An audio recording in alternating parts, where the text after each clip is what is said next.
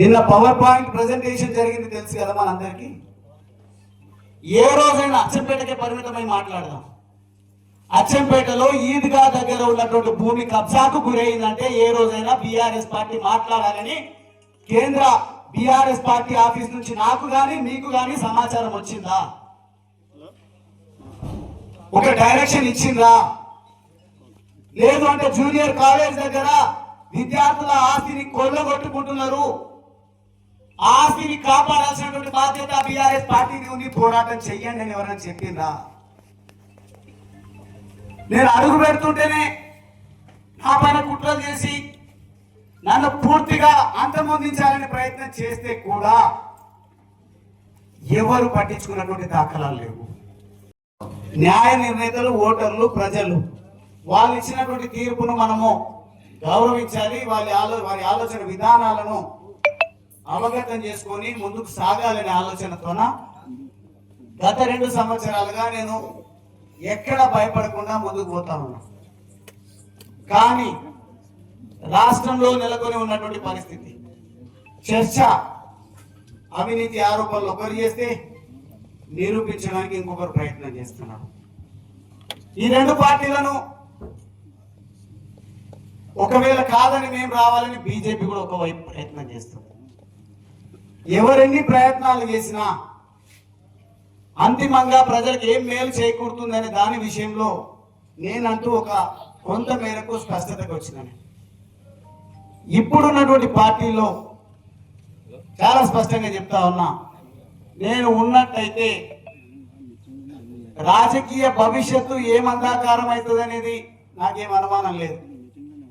నాకు మించినటువంటి నాయకుడు ఉన్నాడు అని మాత్రం నేనేం భావించట్లేదు. అది మరి ముఖ్యంగా మా వర్గాల నుంచి, దళిత వర్గాల నుంచి.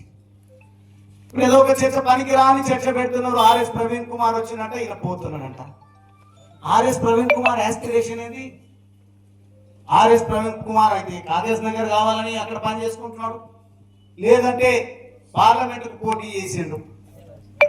ఇక్కడ 20 సంవత్సరాల నుంచి తల్లి పిల్లల బంధం, అన్నాదమ్ముల బంధం, అచ్చంపేటే ఊపిరి శ్వాసగా ఉంటున్నటువంటి నన్ను కాదని ఆర్ఎస్ ప్రవీణ్ కుమార్కి అవకాశం ఇస్తుందా బీఆర్ఎస్ పార్టీ? క్వశ్చన్ లేదు, ప్రశ్నే ఉత్పన్నం కాదు. ఉన్నటువంటి వాడు గుబ్బల బాలరాజు అనే విశ్వాసాన్ని నేను అందరూ ప్రకటించాను. ఈరోజు ఇప్పటికిప్పుడు ఎన్నికలు వస్తే పోటీ ఏ పార్టీలకు ఉందో చెప్పగలుగుతారా? టిఆర్ఎస్ కాంగ్రెస్. ఇప్పుడు కాంగ్రెస్ టిఆర్ఎస్ కాదు, ఇప్పటికిప్పుడు ఎన్నికలు వస్తే పోటీ గెలుపు అంటే పోటీ టిఆర్ఎస్ కాంగ్రెస్ కే ఉంది.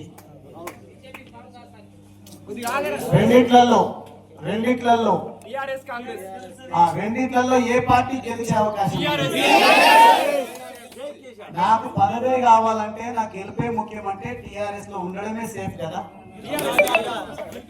కానీ నేను గెలవాలని నాకు లేదు, నా ప్రజలు గెలవాలి, పేదరికం నిర్మూలన జరగాలనేది మాత్రం నేను నా గుండెల లోతుల్లో నుంచి ఆశిస్తున్నది, భావిస్తున్నది. గెలిపించాల్సింది, గెలవాల్సింది పార్టీలు కాదు, అనుకట మనిషి, పార్టీలు కాదు, నాయకులు అని చెప్పిన నాయకుడు కేసీఆర్ గారు. పార్టీలు కాదు, నాయకులు కాదు, ప్రజలు గెలవాలని చెప్పింది. కానీ ఈరోజు ఫైట్ బిట్వీన్ అధికార పార్టీ, ప్రతిపక్ష పార్టీ అధికారంలోకి రావడం కోసం మాత్రమే జరుగుతున్నట్టుగా నాకు అర్థమవుతా ఉంది. నేను దీన్ని ఏకీభవించినా ఏకీభవించకపోయినా గెలవాల్సింది ప్రజలు అన్నప్పుడు డెఫినెట్ గా ఈ తెలంగాణ రాష్ట్రం ఏర్పాటు కాకముందు నుంచి, భారతదేశానికి స్వాతంత్రం వచ్చినప్పటి నుంచి తెలంగాణ రాష్ట్రంలో మరి ముఖ్యంగా ఏమైనా అభివృద్ధి జరిగిందా అంటే అది బీఆర్ఎస్ పార్టీ హయాంలో జరిగింది. అదే అభివృద్ధిని కొనసాగించేటువంటి బాధ్యత కలిగిన ప్రభుత్వాలది ఉంటుంది. ఆ బాధ్యతను మరిస్తే విమర్శించాల్సినటువంటి, ఎత్తి చూపాల్సినటువంటి బాధ్యత ప్రధాన ప్రతిపక్షానికి ఉంటుంది. అట్లానే 2 పార్టీలను ఎత్తి చూపే ప్రయత్నం చేస్తున్నాడు అంటే ఈయన ఆలోచనలు బీజేపీ వైపు ఉన్నామని మీరు అనువయించుకుంటే నేనేం చేయలేను. ఎసెన్స్ ఏంది, నా మాటల ఆంతర్యం ఏంది, నేను ఏం చెప్పదలుచుకున్నా అనే విషయాలను మీరు దయచేసి చేతులు జోడించి మిమ్మల్ని కోరుతా ఉన్నా. దయచేసి అంచనా వేసుకోండి, నేను ఏం చెప్తున్నానో అర్థం చేసుకోండి. ఎవరో సృష్టించినటువంటి, ఎవరో చర్చకు పెట్టినటువంటి అంశం పైన పదే పదే మాట్లాడడం కాదు. నా ఆశయం